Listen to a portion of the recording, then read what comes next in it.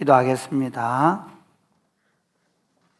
우리의 왕이신 주님, 이곳의 왕으로 자정하셔서 저희를 다스리시며 저희가 올려드린 찬양을 받아 주옵소서. 그리고 저희에게 말씀하셔서 우리가 그 왕의 백성임을 순종함으로 정명하며 살게 하여 주옵소서. 오늘 특별히 예루살렘으로 입성하시는 예수님을 우리가 만나기를 원합니다.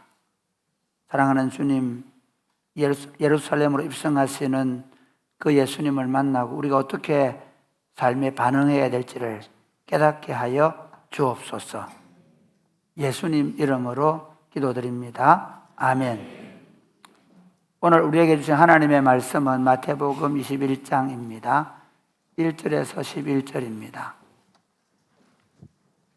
마태복음 21장 1절에서 11절.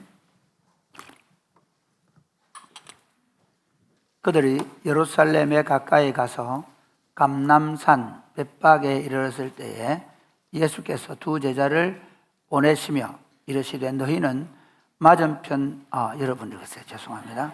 시작. 이르시되 너희는 맞은편 마을로 가라. 그리하면 곧 매인 나귀와 나귀 새끼가 함께 있는 것을 보리니 풀어 내게로 끌고 오라. 만일 누가 무슨 말을 하거든 주가 쓰시겠다 하라. 그리하면 즉시 보내리라 하시니 이는 선지자를 통하여 하신 말씀을 이루려 하심이라. 일러스되 시온의 딸에게 이르기를 네 왕이 내게 임하나니 그는 겸손하여 낙이 곧 멍에 매는 짐승의 새끼를 탓도다 하라 하였느니라. 제자들이 가서 예수께서 명하신 대로 하여 나귀와 나귀 새끼를 끌고 와서 자기들의 겉옷을 그 위에 얹음에 예수께서 그 위에 타시니 무리의 대다수는 그들의 겉옷을 길에 펴고 다른 이들은 나뭇가지를 베어 길에 펴고 앞에서 가고 뒤에서 따르는 무리가 소리 높여 이르되 호산나 다윗의 자손이여 찬송하리로다. 주의 이름으로 오시는 이여 가장 높은 곳에서 호산나 하더라. 예수께서 예루살렘에 들어가시니 온 성이 소동하여 이르되 이는 누구냐 하거늘 같이 읽겠습니다. 무리가 이르되 갈릴리 나사렛에서 나온 선지자 예수라 하니라. 아멘. 아멘. 어제 제가 토요일이라서 우리 철치 홈스쿨 소풍을 갔거든요. 영천댐에 갔는데 아주 봄 기운이 많이 나더라고요. 여러분, 특별히 광고 말일선입니다. 성도들과 가족들이 함께 밖에 나갈 때 아이들 잘 챙기시기 바랍니다. 이게 봄에 아이들, 특히 젊은 엄마들 가서 우리끼리 먹고 놀다 재밌게 웃다 보면 애가 어딘지 모를 때가 있거든요. 그리고 아이들은 우리가 상상할 수 없는 일을 합니다.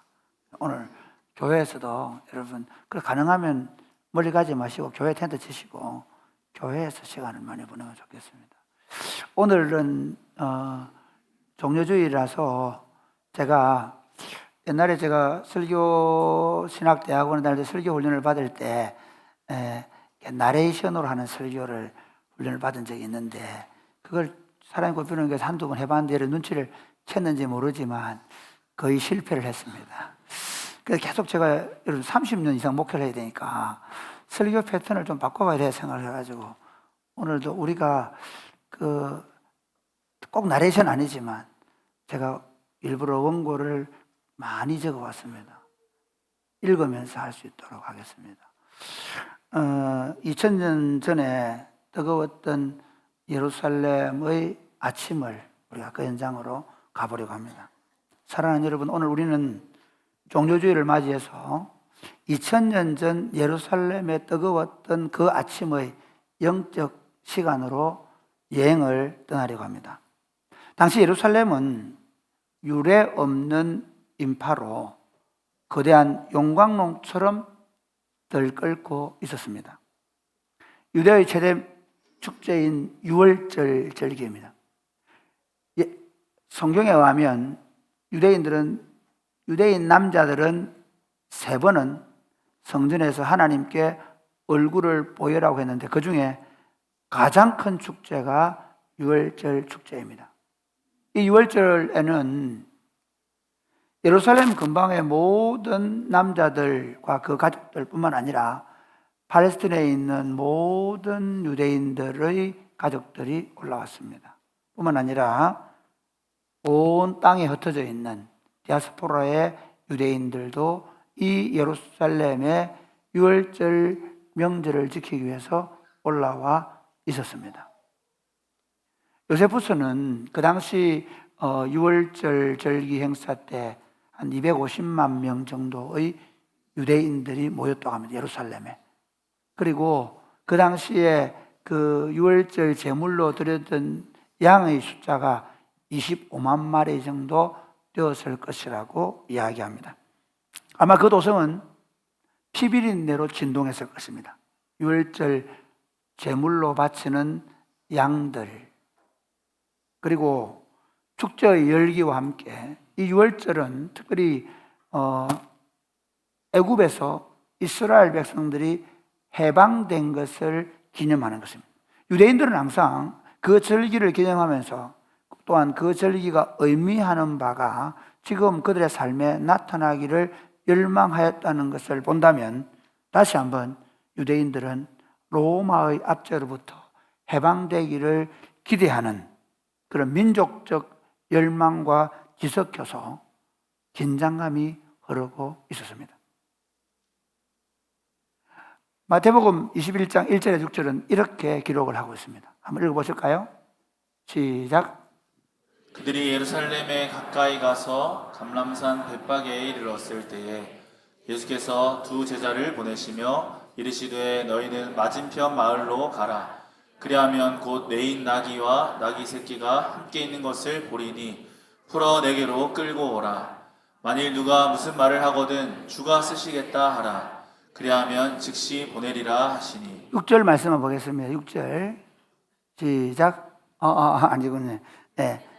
시작. 제자들이 가서 예수께서 명하신 대로 하여. 여러분 지금 오늘 본문을 가지고 저는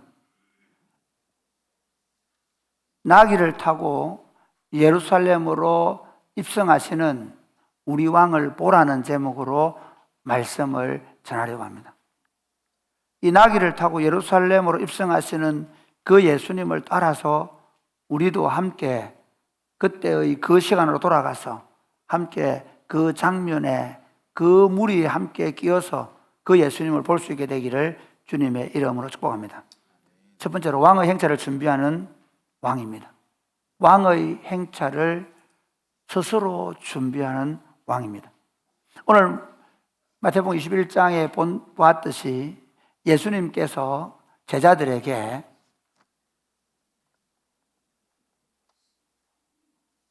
건너편에 가서 나귀 새끼를 데려오라고 말씀하십니다.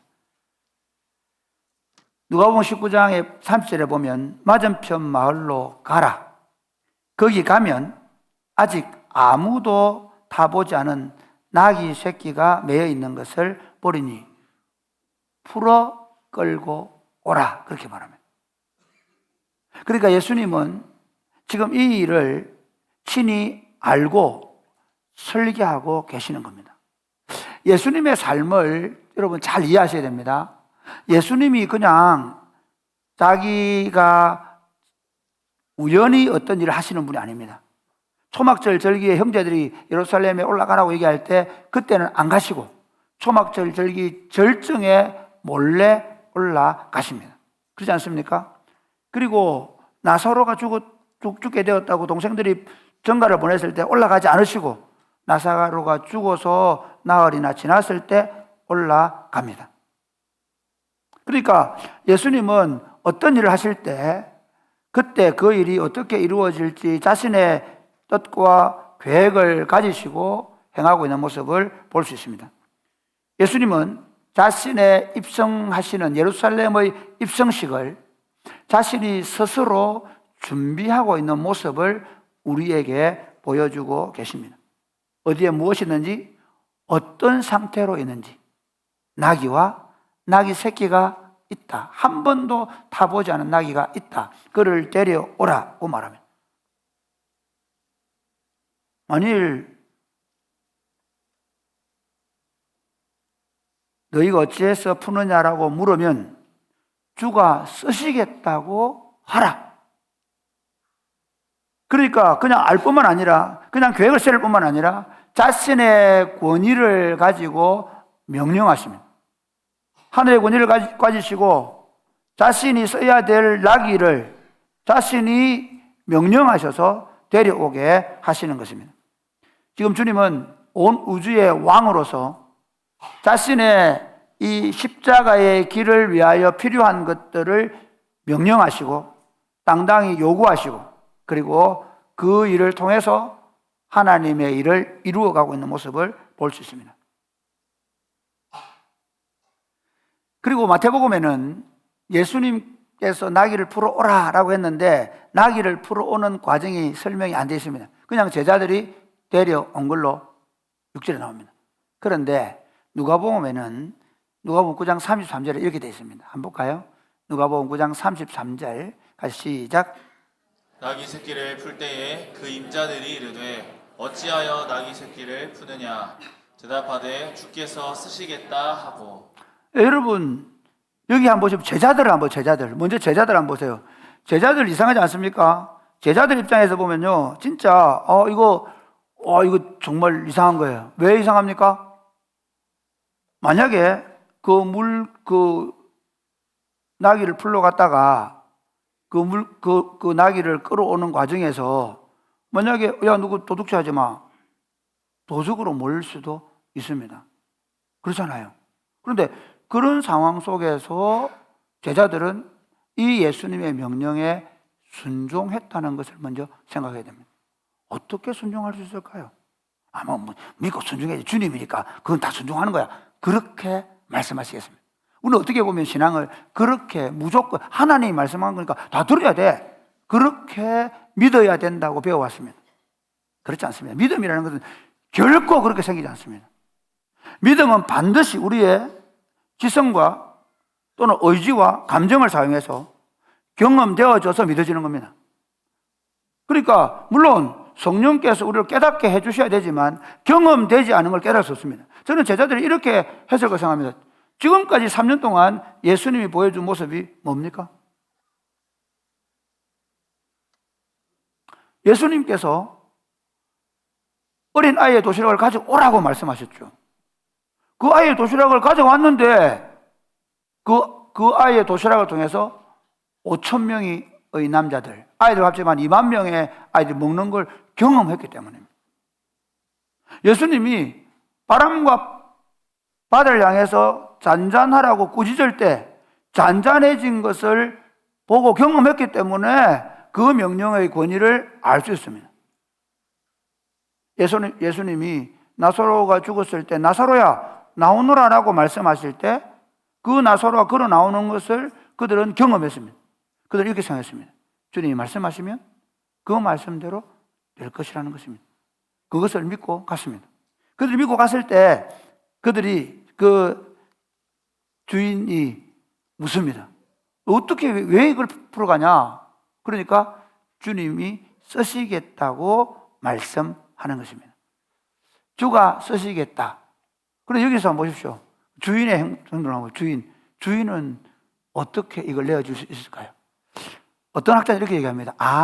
그 주인은 예수님의 숨은 제자였을 것이다. 그래서 예수님이 미리 말씀해 놓았거나, 그래서 예수님께서 그렇지 않았더라도 예수님을 잘 아는 제자였을 가능성이 있다라고 생각하는 분들도 있습니다. 우리는 그걸 알 수 없습니다. 분명한 게 뭡니까? 내어 주었다는 것입니다. 주님께서 쓰시겠다고 하실 때 내어 주었다는 것입니다. 사랑하는 여러분, 아직 아무도 타지 않은 나귀 새끼를 말씀 한마디로 내어 줄 수 있다는 그 사실입니다. 주가 쓰시겠다. 여러분, 주님이 쓰시겠다고 말씀하셔서 그래서 그 내어 주었기 때문에, 그 내어 준 이름 없는 한 헌신자 때문에 오늘 우리가 지금 성경에서 예수님께서 예루살렘으로 입성하시는 퍼포먼스를 보고 있습니다. 그 주님이 쓰시겠다는 말씀 한마디에 한 번도 타보지 않은 나귀를 내어준 그 주인의 헌신 때문에 예수님의 십자가의 서사가 만들어지고 있다는 것입니다. 사랑하는 여러분, 오늘 이것이 우리 삶 가운데 무엇을 의미합니까? 주님이 우리에게 그렇게 말씀하신다면 여러분 어떻게 반응하시겠습니까? 내가 너 시간을 좀 쓰겠다, 내가 너 물질을 좀 써야 되겠다 할 때 여러분 어떻게 반응하십니까? 오늘 본문을 한번 보십시오. 예수님은 자신의 길을 자신 스스로 준비하십니다. 그리고 그 준비하는 길에 제자들이 주님의 말씀에 순종하여 나귀 새끼를 데리러 끌고 오기 위해서 갑니다. 그 과정에서 주님이 쓰시겠다는 말씀 한마디에 내어주는 헌신이 있었기 때문에 지금 이 예루살렘으로 입성하시는 주님의 행차가 준비될 수 있었습니다. 우리 하나님 만국 운동을 하면서 끊임없이 가져야 될 역사의식은 뭔가 하면 나를 통해 내가 원하는 세상을 어떻게 만들어 갈 것인가 아닙니다. 죄송하지만 물론 우리가 한 국가의 국민이기 때문에 국가가 필요하면 때로 우리가 헌신해 줄 의무가 있지만, 그러나 그리스도인들의 궁극적 사명은 하나님 나라가 완성되는 것에 있습니다.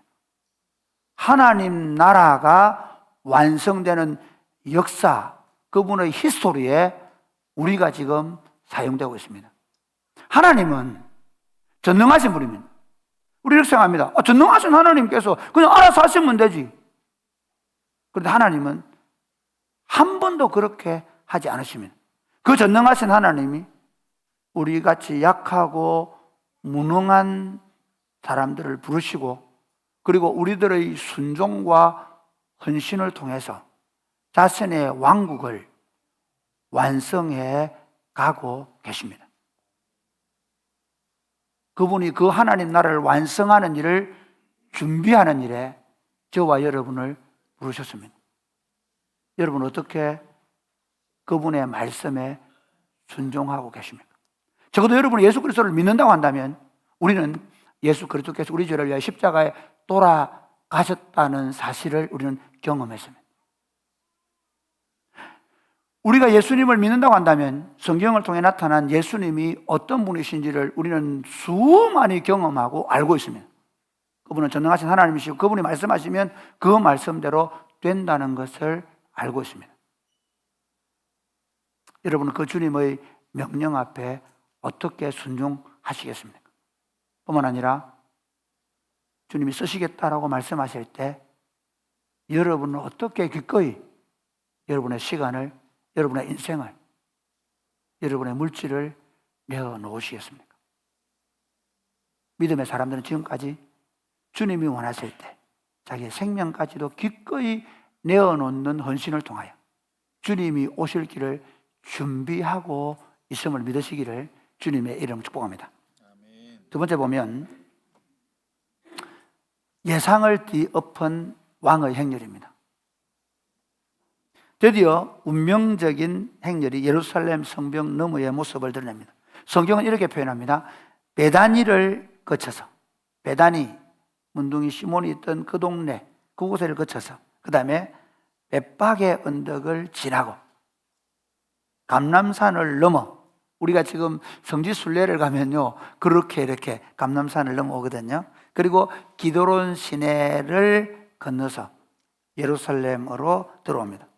이 행차를 보기 위해서 수십만의 인파가 지금 숨을 죽이고 기다리고 있습니다.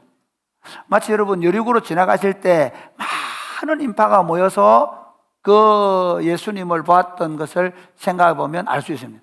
삭개오가 들어가고 싶어도 들어갈 수 없을 만큼 비좁았다고 하죠. 그거하고는 비교가 할 수 없는 인파가 지금 여기 모여 있습니다. 드디어 주님이 앞장을 서고 제 뒤를 따라오는 모습이 보입니다. 성문에 나타났을 때 사람들이 함성을 지르고 누가 시킨 것도 아닌데 종려 가지를 흔들고 길가에 펴고 그리고 심지어 자기 겉옷을 벗어서 땅에 펴니다. 이 자기 겉옷을 땅에 편다는 건 뭐냐면요, 그 당시에 정복자나 왕이 오셨다는 겁니다. 왕이 오셨다는 겁니다. 그 왕이 오심을 환영하기 위해서 자신들의 겉옷을 편 것입니다.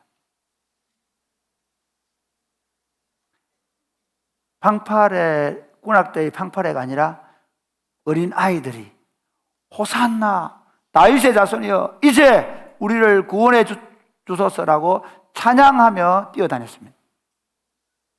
아마 이 인파의 위세에 안티오코스에 있는 그 로마의 군대는 지금 어떻게 할 수 없었을 것입니다. 그런데 그 영광스러운 행렬의 중심을 한번 보십시오. 백성들이 기대했던 왕이 어떤 왕이겠습니까? 고개를 쭉 내밀고 봤는데, 어떻게 비집고 가서 쭉 봤는데, 이거 뭐야 이거? 한번 생각해 보십시오. 그 나귀 새끼를 타고 발이 거의 땅에 걸릴 정도로 나귀를 타고 오는 예수님을 한번 생각해 보십시오. 그 전에 그들은 한 번도 총독이 부임하거나 또는 다른 정복자들이나 왕이 오는 모습으로 이런 모습을 본 적이 없습니다. 그들은 흰 군마를 타고 그리고 군대를 거느리고 왔습니다. 그런데 오늘 주님은 그 힘의 공포를 보여주는 왕이 아니었습니다. 시편 20편 7절에 보면 이렇게 얘기합니다. 어떤 사람은 병거, 어떤 사람은 말을 의지하나 우리는 여호와 우리 하나님의 이름을 자랑하리로다. 할렐루야. 늠름한 백마가 아니라 아직 사람을 태워본 적이 없는 조그맣고 볼품없는 나귀 새끼를 타고 있습니다. 발이 땅에 닿을 듯 말 듯한 비천한 모습으로 세상의 눈으로 보기에는 참 우스꽝스러운 모습으로 그 왕께서, 우리의 왕께서 지금 행차하고 계시는 것입니다. 왜 예수님은 이렇게 하셨을까요? 왜 예수님은 그렇게 했을까요? 우선은 하나님께서 선지자들로 메시아가 그렇게 임할 것이라고 말씀하셨기 때문입니다. 메시아가 그렇게 올 것이라는 그 예언의 말씀을 예수님은 지금 성취시키고 있음을 하나님의 백성들에게 보여주고 계시는 것입니다. 스가랴 9장 9절에 보면 이렇게 예언해 놓았습니다. 같이 읽겠습니다. 시작. 보라, 내 왕이 내게 임하나니 그는 공의로우며 구원을 베풀며 겸손하여 나귀를 타시나니 나귀의 작은 것 곧 나귀 새끼니라. 여러분, 그들이 정말 성경을 알았다면 이 예수님이 누군지를 정확하게 알았을 것입니다. 성경은 정확하게 이렇게 얘기했습니다. 나귀 새끼를 타고 오시는 그분이 우리 왕이다. 그러면 하나님은 왜 이렇게 하십니까? 여러분, 이게 굉장히 중요합니다. 이게 제가 오늘 저부터 우리 모두가 다, 아니 온 인류가 지금까지 범죄한 이후로, 타락한 이후로 가지고 있는 세상 왕국의 모습과 하나님의 왕국의 모습의 다름 때문입니다. 우리는 교회 운동을 하면서도 심지어 처음 예수님이 십자가에 못 박혀 돌아가셨을 고 거의 300년 동안 하나님의 백성들은 카타콤에서 순교의 제물로 드렸지 않습니까? 그런데 기독교가 공인되고 기독교가 국교화되면서 사제들은 왕관을 쓰기 시작했습니다. 교황의 황제의 옷을 입기 시작했습니다. 그리고 화려하고 엄청난 예배당을 시키기 시작했습니다.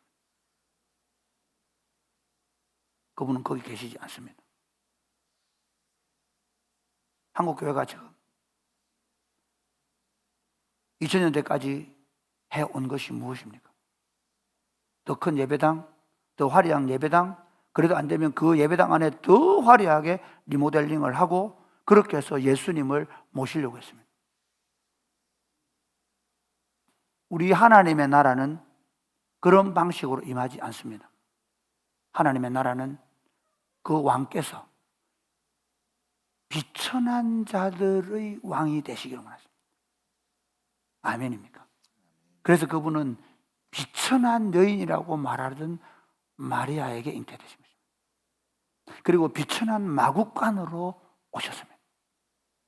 그리고 그분이 가시는 길도 비천한 모습의 나귀 새끼를 타고 사람들이 보기에 우스꽝스러운 모습으로 입성하고 계시고, 그리고 마지막에 비천한 모습으로 십자가에 돌아가셨습니다.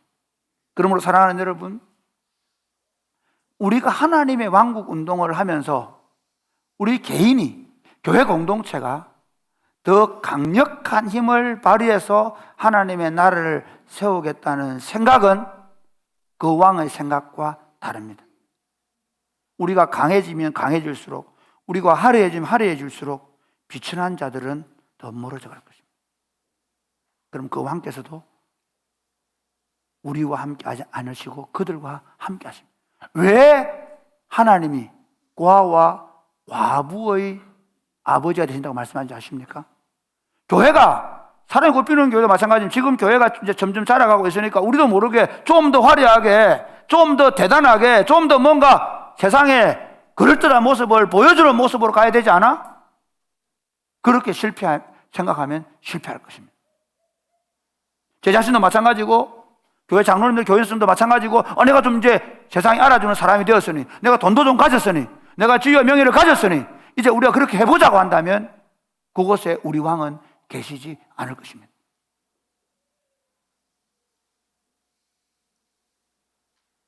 우리 왕은 이 어린 나귀 새끼를 타고 골고다 언덕의 십자가로 가셔서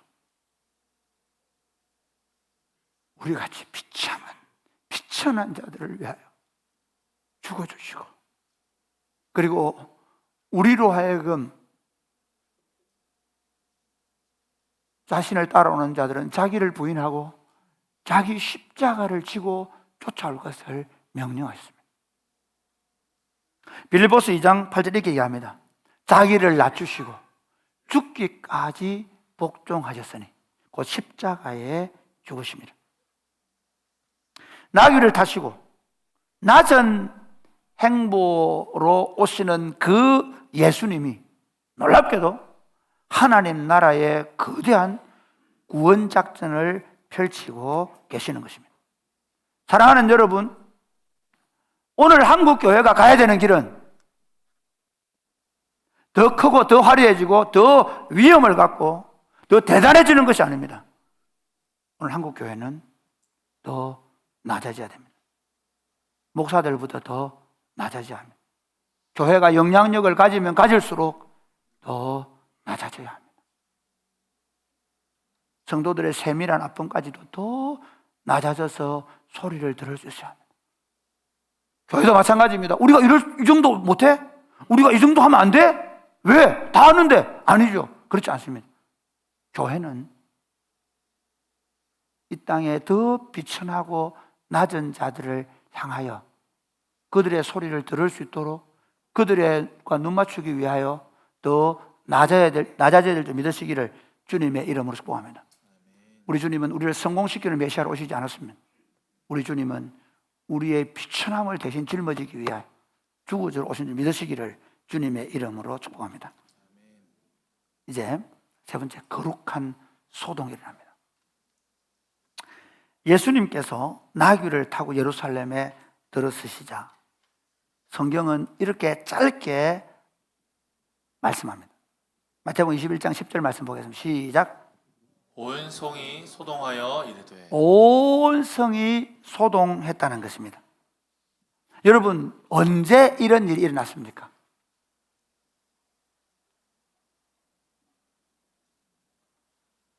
출애굽기에 보면 이 소동의 의미는 뭐냐면요, 이런 겁니다. 헬라어로 세이오라는 단어인데 땅이 흔들리고 지진이 일어날 때 사용되는 단어입니다. 땅이 흔들리고 지진이 일어나는 현장은 출애굽기 19장에 보면 모세가 하나님의 율법을 받으러 갈 때 그 산이 흔들립니다. 그 산이 진동합니다. 그렇죠. 하나님의 임재입니다. 하나님이 그렇게 임재하셔서 그들로 하여금 하나님을 자각하게 만듭니다. 하나님을 자각하게 만듭니다. 이게 중요합니다. 그게 흔들리는 게 중요한 게 아니고 하나님 앞에 벌벌벌 떨리고, 하나님이 그동안 하나님을 두려워하지 않던 사람들이 하나님에 대한 자각이 일어나는 겁니다. 사도행전의 4장에 보면 그들이 베드로와 요한이 잡혀 있다가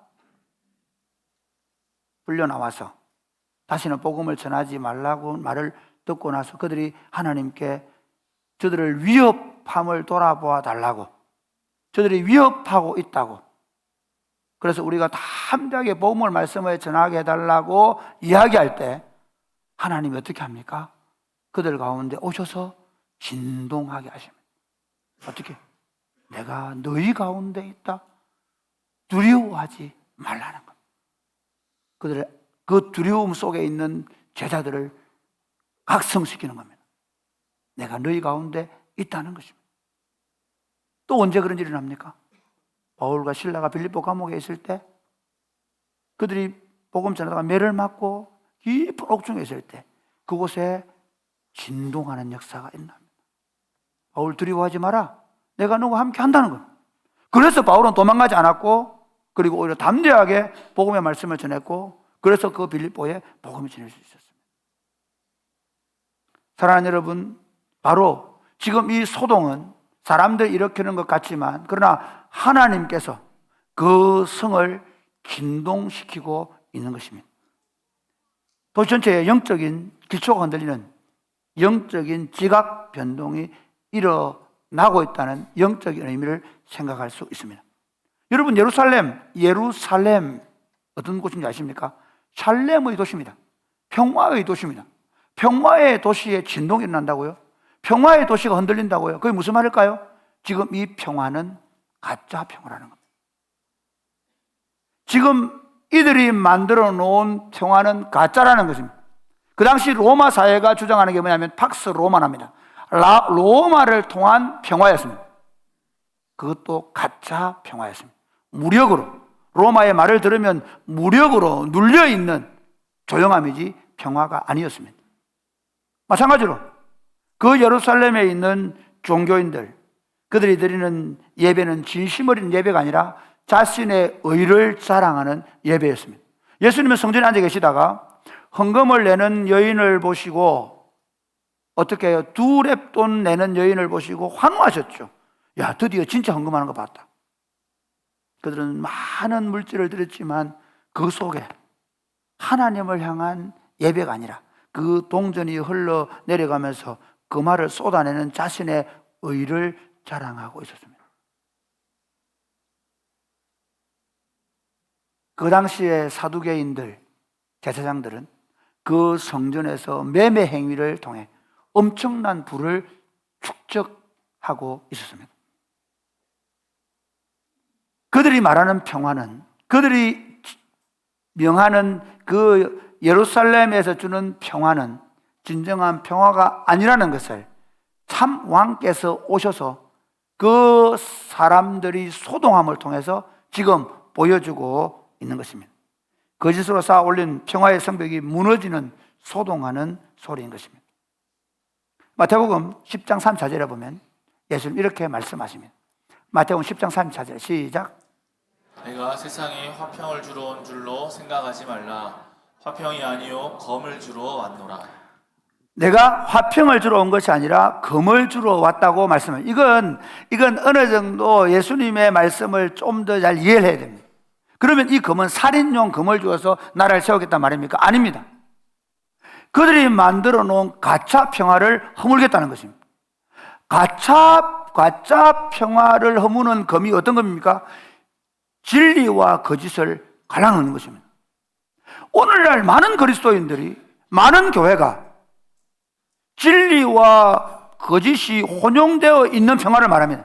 조용히 해. 니만 조용하면 교회는 조용해. 많이 들어보셨죠? 종종 저도 그런 소리를 듣습니다. 그 목사 조용히 해. 그러면 조용해 다. 제가 처음 이 노회에 왔을 때 그러더라고요. 왜 동대구 노회가 시끄러운지 알겠다고 저보고. 그러니까 제가 이렇게 말씀드렸죠. 예, 북한에 가면 김정은이는 조용합니다. 북한의 김정은이가 만든 나라는 조용합니다. 그건 평화가 아닙니다. 오늘 사랑하는 여러분, 교회 안에 참과 거짓이 섞여 있으면서 내 삶 가운데 참과 거짓이 함께하면서 누리는 평화는 진정한 평화일 수 없습니다. 오히려 예수 그리스도가 우리 삶에 들어오면 소동이 일어납니다. 저는 예수를 처음 믿을 때 저희 집에 소동이 일어났습니다. 아니, 제 삶에 소동이 일어났습니다. 가끔씩 저는 지금도 예수님이 찾아오셔서 제 삶을 소동케 하십니다. 몇 년 전에 여행을 갔다가 3일 동안 끙끙 앓다가 그냥 돌아와야 했습니다. 제 마음이 너무 높아 있었기 때문에 그 높아 있는 마음을 3일 동안 박살을 내시고 돌아가셨어요. 우리 삶 가운데 예수님이 찾아오시면 소동이 일어나야 합니다. 사도 바울이 예루살렘, 아시아와 유럽의 복음을 전할 때 사도행 17장 6절에 이렇게 얘기합니다. 천하를 어지럽게 하던 이 사람이 여기도 왔다. 천하를 어지럽게 하는. 세상의 입장에서 보면 아니 그 조용한데 너만 조용하면 되는데 너만 입 다물면 되는데 너만 그렇게 살지 않으면 되는데 왜 우리를 소동하게 만드냐라고 말합니다. 살아있는 복음은 세상을 소란케 합니다. 고여 썩어가는 물을 휘저어서 생명이 살아날 수 있는 물로 바꾸는 역동성이 교회에 있습니다. 복음에 있습니다. 예수님에게 있습니다. 할렐루야. 아멘. 우리가 가는 곳마다 예수님의 이름 때문에 거룩한 긴장이 생기고 잠자던 양심이 깨어나고 부조리한 관습들이 흔들려야 합니다. 이것이 지금 한국 교회에 필요한 운동입니다. 사람들은 이 소동 속에 이렇게 묻습니다. 도대체 예수가 누구야? 도대체 이 사람 누구야? 이 사람이 누군데 이렇게 소동이 일어나는 거예요? 여러분, 그때 그 시대의 사람들은 어떻게 예수님을 알았을까요? 로마의 당국자들은 지금 이 예수님을 보면서 어떤 생각을 했을까요? 이 사람 위험한 인물인데? 이러다가 폭동이 일어나는 거 아니야? 그렇게 생각했을 것입니다. 유대 지도자들은 로마인들의 인상을 보니까, 로마인들 얼굴을 보니까 이러다가 우리가 지금 반역의 도시가 되어서 우리가 누린 이 기독권을 빼앗기는 건 아니야? 그렇게 생각했습니다. 군중들은 어떻게 생각했을까요? 호산나를 외치면서 이 선지자가 정치적인, 사회적인 메시아가 되어서 어떻게 해요? 자기 민족을 구원하고 자기 민족의 영광을 드러내기를 기대했습니다. 그들은 예수님을 몰랐습니다. 요한복음 1장에 보면 이렇게 얘기합니다. 자기 땅에 오매 자기 백성이 영접하지 아니하였다고 말이에요. 자기 땅에 왔는데 자기 백성들이 영접하지 않았습니다. 웰컴하지 않았습니다. 환영하지 않았습니다. 그들은 자신의 소원, 자신의 입맛에 따라 예수님을 생각했습니다. 여러분, 특별히 이 군중들을 보십시오. 이렇게 환영합니다. 그런데 나중에 예수님이 붙잡힙니다. 그리고 힘없이 빌라도의 법정에 서 있을 때 그 종교 지도자들의 꾀임을 받아서 다 예수를 어떻게 할까 물었을 때 그를 십자가에 못 박으소서, 그를 십자가에 못 박으소서 라고 얘기했던 사람들이 지금 이 환영하던 무리들입니다. 오늘 우리도 마찬가지입니다. 여러분은 어떻게, 왜 주님을 따라가십니까? 여러분에 있어서 예수님은 어떤 메시아입니까? 여러분의 안전을 책임져주고 여러분의 경제적 유익이나 사회적 지위를 높여줄 수 있고 여러분이 기도하는 자녀들의 삶을 더 나은 삶을 인도해 줄 그 메시아를 구하고 계십니까? 주님을 나의 성공의 도구로 아니면 결정적인 순간에 내 삶을 획기적으로 도와줄 수 있는 그분으로 모시고 있지 않습니까? 사랑하는 여러분, 이 질문 앞에서 우리는 우리 자신들에게 물어보아야 합니다. 여러분은 왕 대신 예수님에 대해서 어떻게 생각하십니까? 그분은 세상을 소란하게 하는 분입니다. 아직도 복음을 알지 못하고 어둠 속에 갇혀 있는 완고한 마음에 복음의 쟁기가 들어가서 소란을 일으켜야 합니다. 하나님 없는 가짜 평화로 위장된 여러분의 가정에 거룩한 예배의 소동이 일어나고 하나님을 진정으로 예배하는 것이 나타나야 합니다. 정직보다는 이익을 앞장세우는 직장과 일터에 그리스도의 다스림을 받는 정직한 삶이 거룩한 충격으로 여러분들 때문에 나타나야 합니다. 너의 가짜 평화를 깨고 나의 참된 통치를 받아들이겠냐고 묻습니다. 여러분 어떻게 하시겠습니까? 말씀을 맺겠습니다. 2000년 전에 나귀를 타고 예루살렘으로 올라오신 예수님은 예루살렘의 거짓 평화를 흔드시고 입성하였습니다. 그 예수님이 오늘 우리 삶의 문 앞에 서 계십니다. 사람들은 그분을 혁명가로 봤지만 그분은 우리 죄를 대신 지시고 십자가에 죽으신 구세주이시며 주님이 되십니다. 세상은 여전히 화려한 군마와 힘의 논리를 숭상하지만 우리 주님은 가장 낯선 곳에서 겸손과 희생으로 세상을 정복하기를 원하십니다. 여러분, 여전히 지금 여러분의 상황이 비천하십니까? 오히려 여러분들이 세상으로부터 그렇게 인정받고 존경받지 못한 상태에 있습니까? 괜찮습니다. 그분이 오히려 우리에게 비천하신 왕으로 여전히 우리 가운데 찾아오실 수 있는 줄 믿으시기를 주님의 이름으로 축복합니다. 그리고 교회의 방식에 대해 얘기하겠습니다. 그리스도의 몸으로 존재하는 교회, 오늘 나귀 새끼를 타고 오시는 이 그리스도를 바라보는, 그리스도를 따라가는, 아니 그리스도께서 그 입고 계시는 몸인 우리는 지금 어떻게 세상 속에 들어가야겠습니까? 군마를 타고 우리의 권위와 힘과 능력을 보여주는 모습으로? 아니요. 여전히 히브리서 11장 13절 이렇게 얘기합니다. 13장 13절 이렇게 얘기합니다. 가지고 시작. 그런즉 우리도 그의 치욕을 짊어지고 영문 밖으로 그에게 교회가 해야 되는 건 더 화려해지고 더 힘이 있어지고 더 많은 숫자를 모아서 우리의 죄를 과시하는 게 아니라 그분께서 하신 방식대로 우리도 치욕을 짊어지는 방식이라 합니다. 치욕을 짊어지고 영문 밖으로 가서 오히려 세상 사람들이 볼 때 참 섬기는데도 섬기는 자의 힘이 아니라 섬기는 사람의 겸손함이 배에 나와요. 우리는 4월 1일 날 고신기도의 날 우리 교회가 가서 찬양하게 될 것입니다.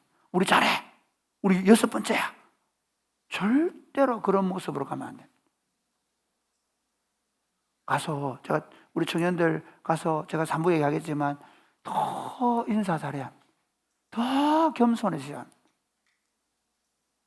가짜로 꾸미자는 게 아니라 진짜.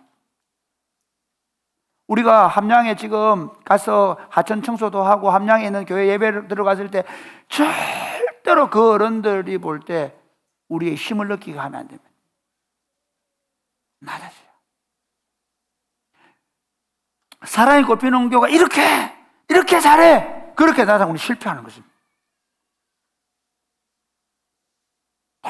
더 낮은 모습으로 비천한 자들을 섬김으로 다시 주님이 이 시대의 교회들을 사용하셔서 세상을 구원한 역사를 만들어가는 사랑이 꼽히는 교회와 한국교회가 될 수 있게 되기를 주님의 이름 축복합니다.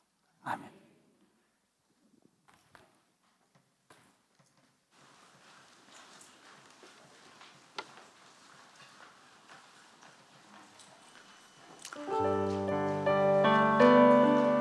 우리 다 같이 일어나 찬양할까요? 다리가 불편하시면 뭐 앉아 계셔도 됩니다.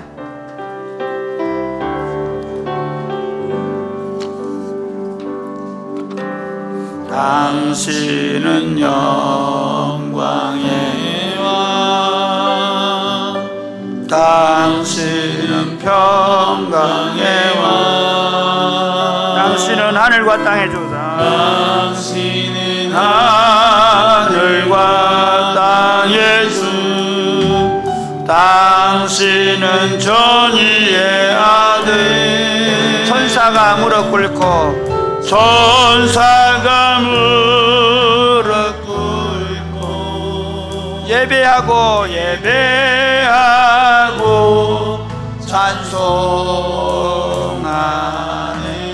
영원한 생명 말씀. 당신은 예수 그리스도 주. 호산나 호산나 다윗의 자손께, 호산나 불러 왕 중의 왕. 높은 하늘에 영광을 예수 주 메시아네.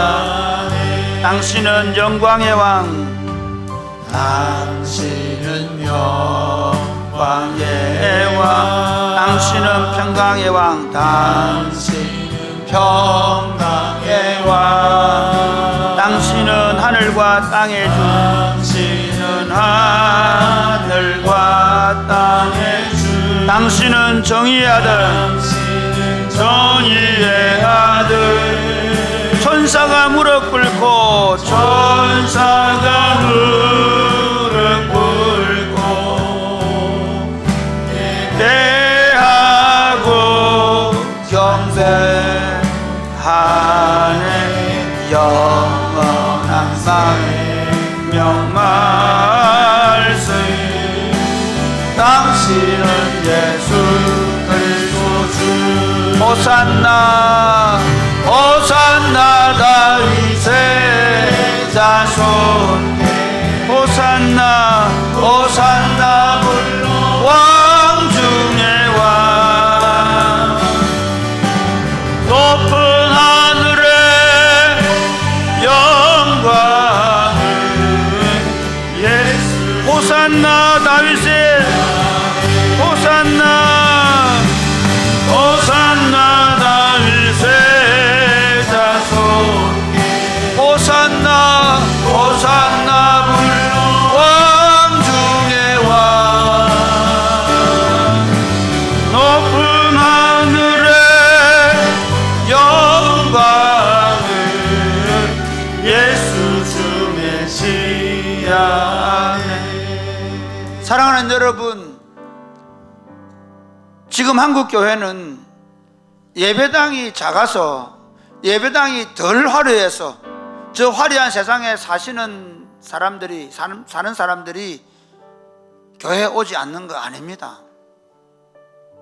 지금 한국 교회는 목사들의 신학적 지식이 부족해서 성도들이 말씀대로 살지 않는 것 아닙니다.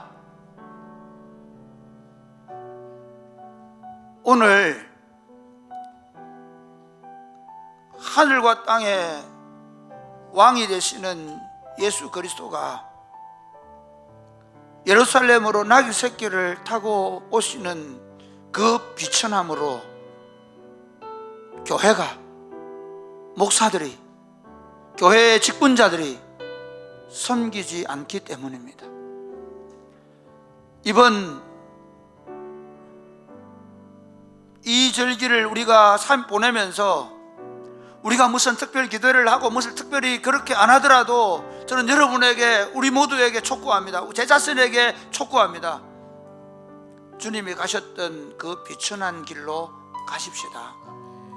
사람들이 더 알아주고 우리 자신도 모르게 세상의 지위와 명예와 물질적인 것들을 더 많이 가지게 되더라도 우리가 얼마나 비천한 자임을 깨닫고 그 비천한 자리에 내려가서, 그래서 어떤 비천한 사람도 우리와 친구가 되기를 원하는 자리로 내려갑시다. 그래서 교회가 다시 겸손해질 때, 아니 교회가 원래 우리 자리를 찾을 때 세상이 교회로 돌아오는 역사를 보게 될 것입니다. 종려주일 군마가 아니라 나귀 새끼를 타고 오시는 그 예수님의 모습으로 교회가 돌아가도록, 우리가 돌아가도록, 그래서 성도들을 섬기고 그래서 세상을 섬기는 하나님의 백성들이 되도록 우리 한번 다 같이 기도하십시다. 기도하겠습니다. 하나님 아버지, 하나님 아버지,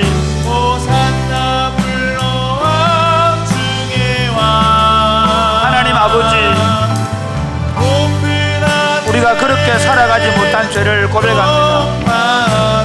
우리 왕은 우리가 생각하는 방식으로 그 왕국을 이루어 가시지 않았고 완성시키지 않았는데, 교회가 어리석어서, 하나님의 백성들이 어리석어서, 하나님의 백성들의 지도자들의 죄악 때문에 예수님과 아무 상관없는 교회 운동을 해왔습니다. 하나님 긍휼히 여겨주시고 불쌍히 여겨주시고 우리를 새롭게 하여 주옵소서. 새로운 마음을 갖게 하시고 나귀를 타고 예루살렘에 성하시는 그 예수를 보게 하여 주옵소서.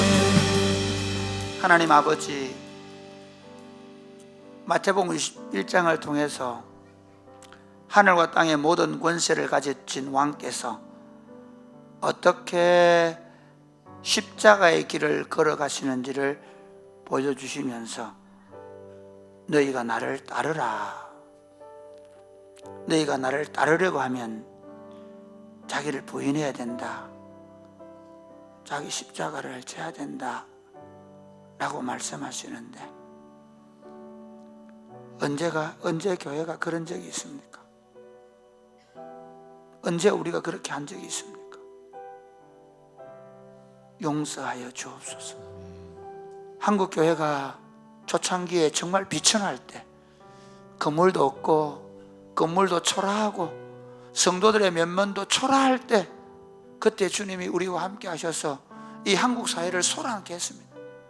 그런데 점점 좋은 건물을 가지게 되고 목사들이 학위를 가지게 되고 신학적 지식들이 깊어져 가면서 우리는 실패의 길을 걸어가고 있습니다. 사랑하는 주님, 2026년 종려주일날 우리에게 군마가 아니라 나귀 새끼를 타고 찾아오시는 주님을 우리가 우리 주님으로 다시 모셔드립니다. 그리고 우리도 치욕의 십자가를 지고 주님을 따를 것을 결정합니다. 우리의 마음을 흔드시고 들어오셔서 대충 진리와 거짓을, 악과 선을 겸해서 살고 있는 우리를 갈라놓으시고 우리를 주님을 쫓아가는 주의 군병들이 되되 십자가를 지고 자기를 부인하고 수치를 당하며 하나님의 나라를 완성하는 주의 군대로 다시 사랑이 꽃피는 교회와 한국교회가 일어나도록 복을 내려 주옵소서. 아멘. 예수님 이름으로 기도드립니다. 아멘.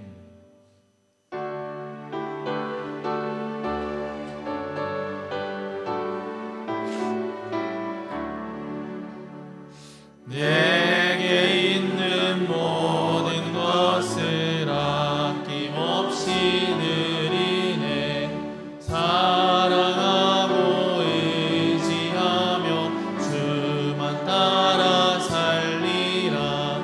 주께 드리네, 주께 드리네. 사랑하는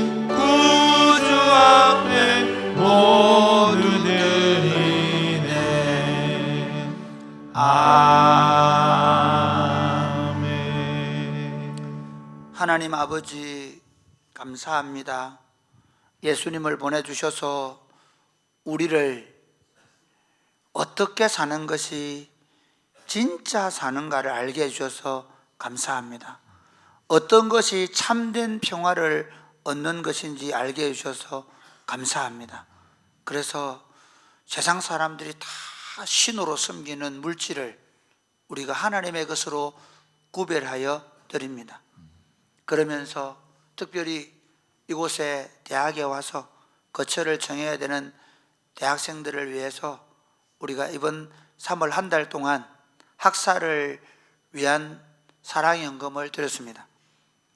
학사를 새롭게 리모델링하고 그리고 학사에 이제 들어가야 될 세비를 내는 일에 충당할 때 하나님, 우리가 하나님께서 나타내고 싶어 하는 그 하나님 나라를 더 분명하게 볼 수 있도록 도와 주옵소서. 그리고 이곳에서 자라나는 젊은이들이 이 성도들의 눈물과 헌신을 먹고 자라서 이들이 하나님의 나라와 이 땅에서 살아가는 동안에 자신을 위해 살지 아니하고 하나님과 이웃을 위해 사는 삶이 되게 하여 주옵소서. 그러나 몸이 약해서 주님의 치료를 기다리는 주의 백성들을 위해 기도합니다. 나사렛 예수 이름으로 명하노니 모든 암병들이 떠나가고 온전하게 되고 온전하게 치유될지어다. 주 예수님, 경제적으로 어렵거나 마음에 여러 가지 어려움을 겪고 있는 분들을 위해 기도합니다. 먼저 그들의 영혼이 하나님 앞에 바르게 세워지게 하여 주옵소서. 그리고 저들 안에 있는 여러 가지 곰핍한 문제들을 채우셔서 일용할 양식을 허락하여 주시고 넘쳐나서 하나님과 이웃을 위하여 축복의 통로가 되게 하여 주옵소서. 특별히 연로하셔서 가정이나 요양원에서 주님이 부르실 날을 기다리고 있는 사랑하는 당신의 백성들을 돌아보시고 그들의 그 사람이 후패하지만 속 사람은 날로 새로워져 가도록 복을 내려 주옵소서. 예수님 이름으로 봉헌 기도드립니다. 아멘. 이제는 우리 주 예수 그리스도의 은혜와 하나님 아버지의 크신 사랑과 성령의 교통하심이 사랑하는 주의 백성들과 자녀들 위해 이제로부터 영원토록 함께 있을지어다. 아멘.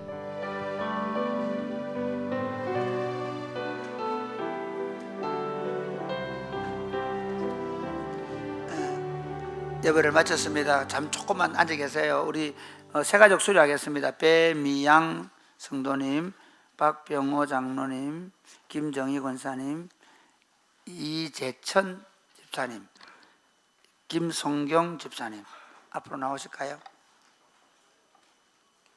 네. 예, 앞으로 이쪽으로 그냥 이리 오시면 됩니다. 우리 그런 거 없습니다. 예.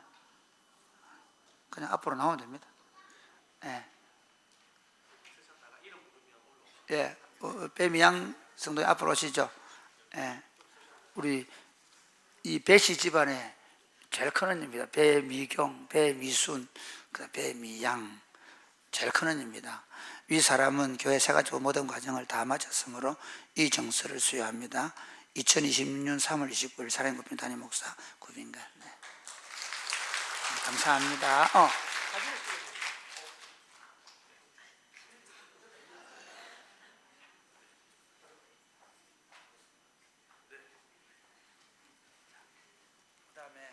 박병호 장로님, 예, 우리 박지연이, 박영훈이 먼저 와 있었고 우리 장로님 보고 오셨는데요.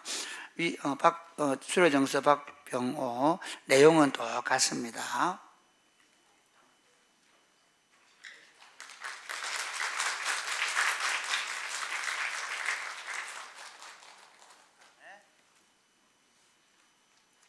부인되는 김정희 권사님 내용은 똑같습니다.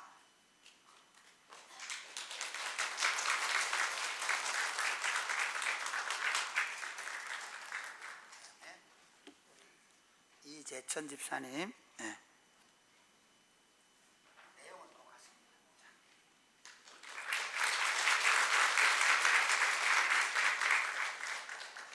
부인되는 김성경 집사님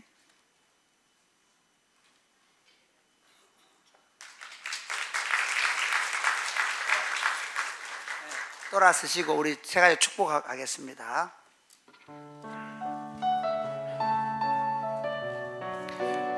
네, 새가족 수료하신 우리 성도들에게 함께 축복하겠습니다.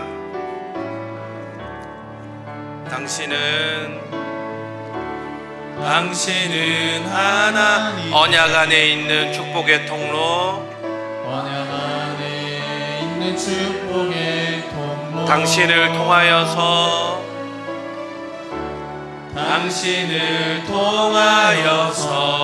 열방이 주께 돌아오게 되리. 예, 우리 축복하는 박수를 하고 강구하고 부부별로 목장별로 사진 촬영하도록 하겠습니다. 네, 우리 옆에 있는 성도들과 같이 인사하겠습니다. 우리 왕은 겸손하게 우리에게 오셨습니다.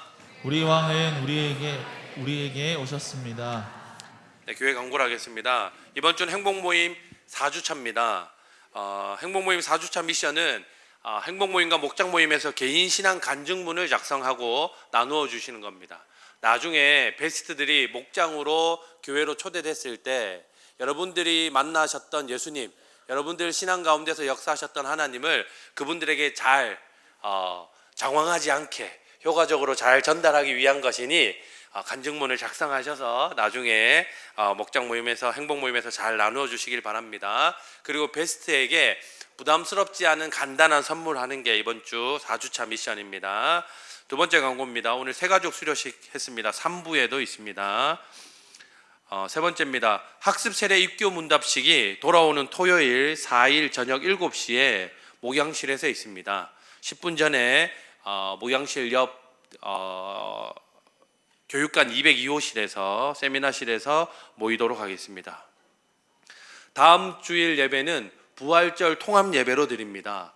1, 2부 예배만 있으니 3부 예배 참석하시는 청년들은 반드시 꼭 기억하시고 서로 목장에게 잘 연락해 주셔야만 합니다. 1, 2부 통합 예배 때 세례와 성찬, 성례식이 있습니다. 기억해 주시고 준비해 주시기 바라고, 다음 주에 부활절 계란을 나눠 드릴 텐데 부활절 계란으로 이웃들과 베스트들에게 예수님의 부활 소식을 잘 전할 수 있는 성도들 되시면 좋겠습니다. 5번입니다. 부활절 연합 찬양 페스티벌이 다음 주일 1, 2부 예배 드린 이후에 평소 같으면 저희가 공동체별 시간을 다 가지지 않았습니까? 그런데 다음 주일에는 오후 3시에 호산대학교 대강당에서 하양, 진량, 왓촌 지역 청장년 기독연합회에서 주관하는데 저희 교회가 찬양 인도 그리고 목사님 설교 다른 부스 사역들 몇 가지들을 저희 교회가 준비합니다. 온 교회가 가셔서 신의 악단과 여러 그 찬양 사역자들의 찬양도 함께 은혜 받으시고, 그리고 공동체별로 그 이후에 다른 시간들도 즐겁게 체험하시면 좋겠습니다. 꼭 모든 교인이 부활절 연합 찬양 페스티벌에 참여해 주시기를 부탁을 드립니다. 사랑의 헌금 목사님 기도하시면서 말씀하셨던 것처럼 이번 사랑의 헌금은 교회 옆에 있는 큰 학사 리모델링 하는데 저희가 사용하기로 하고, 그 외에 학사 마련과 운영에 사용하게 됩니다. 3월까지 이번 주까지 사랑의 헌금을 진행을 하겠습니다. 함양교회 연합예배가 4월 12일, 19일 두 주간에 걸쳐서 있습니다. 장진 전사님께서 신혼여행에 돌아오셨는데요. 이제 저에게 어디다 신청하면 되냐, 언제 신청하면 되냐 많이 문의를 하셨었는데 장진 전도사에게 본인들이 희망하는 교회에 날짜를 신청하시면 되겠습니다. 뒤에 저금통이 아직 몇 개 남아 있는데 저금통을 가져가셔서 헌금도 중요하지만 저금통에 그 교회 어른들과 교회 목회자들, 사모님들에게 응원하는 메시지를 그 하트 저금통에다가 기록해 주시면 저희가 잘 전달하도록 그렇게 하겠습니다. 주차 안내를 드립니다. 교회의 모든 주차는 평일에 모든 주차는 라인이 꺼져 있는 아스팔트 위에만 하겠습니다. 본 교회 건물 앞 마당과 공터에는 어린아이들이, 저희 자녀들이 주중 내내 뛰어노는데 사고 위험이 너무 많습니다. 그래서 반드시 어떤 차량이라도, 교회 차량도 마찬가지고 어떤 차량이라도 주중에는 교회 주차장에 주차하시고 교회로 들어오시면 되겠습니다. 반드시 지켜주시기를 부탁을 드립니다. 4월 2일 목요일에 고신기도회 날 행사가 있습니다. 교회에서 100여 명의 찬양대가 올라갑니다. 저희 교회가 담임 목사님께서 기도회 인도하시고 교회 찬양팀과 사역을 저희가 하게 되는데 온 성도들이 낮 1시에 유튜브 중계되는 중계로 기도회에 동참해 주시면 좋겠습니다. 그래서 목요일은 고신기도회 날 행사에 저희 교회가 현장이든지 유튜브든지 참여하기로 하고 저녁 기도회가 없다는 것을 기억해 주시면 좋겠습니다. 교우 소식입니다. 오늘 오병이어는 장성훈 송지혜 부부가 공동체의 사랑과 섬김 가운데 결혼하게 하신 감사하다고, 그리고 그 모습을 본인들의 가족들이 보고 많이 은혜 받고 감사하다고 성도들에게 꼭 인사를 전해달라고 했다고 합니다. 우리 감사하고 축하하는 박수를 하겠습니다.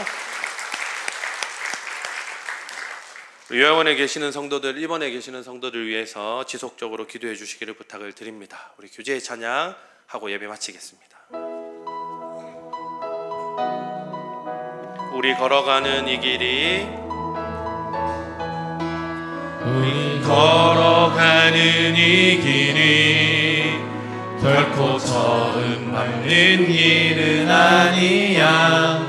수천 년 동안 온 땅 곳곳에서 주님 따르는 적 있으니 우리 걸어가는 이 길이 낯설고 두려워 보일지라도 삶의 무게를 뚫고 흘러들어오는 주님 부활의 생명을 봐.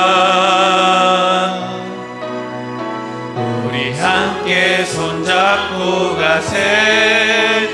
조금 느리고 어려울지라도 주님 부르신 그 감격 붙잡고 손잡고 함께 가세. 우리 함께 손잡고 가세. 때론 더디고 힘겨울지라도 주님 부르실 그날을 향하여 손잡고 함께 가세. 등록하기 원하시는 분들, 담임 목사님 만나기 원하시는 분들은